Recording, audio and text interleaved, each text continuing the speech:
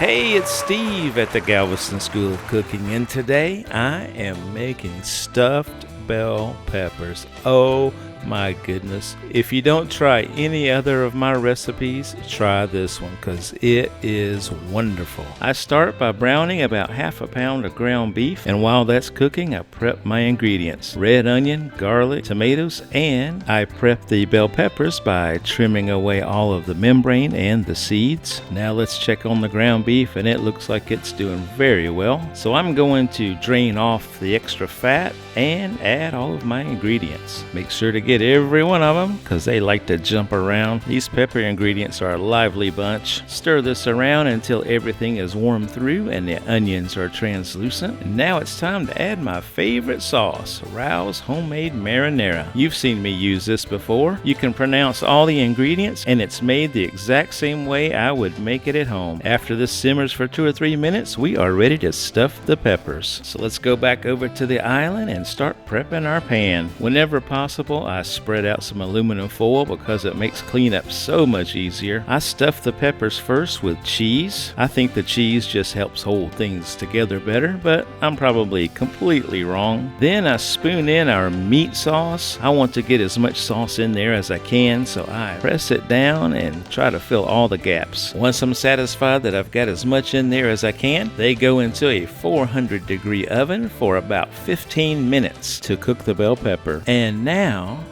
what do you do when you have just a few ingredients left over? Well, this is why it's so much fun to be the chef. I've got a low-carb tortilla and some cheese and that wonderful meat sauce, so I'm thinking Sloppy Joe. Does anybody remember the Sloppy Joes? I remember when I was a kid, we had them all the time, but this was so good. All right, my timer's dinging, so I got to get back to work. Once the peppers are cooked through, I pull them out and put some cheese on top. You can use whatever kind of cheese you want. I've got some cheddar and some Monterey Jack because that's what I had in the fridge, but you can give it a real Italian flavor by using mozzarella and Parmesan. These go back into the oven just long enough to melt the cheese. This should only take 2 or 3 minutes, and here we go. What's that look like? Oh my goodness, these things are so good. All right, let's hurry up and get them on a plate and cut it open. Let's see what we got. Oh yeah, that's looking pretty good. Let's open it up.